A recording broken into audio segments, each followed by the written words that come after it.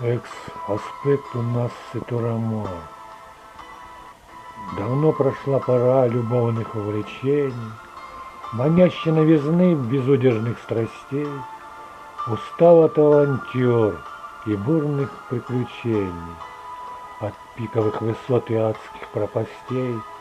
Померкнул свет весны, ушло с грозою лето, октябрь в душе моей недолго до зимы.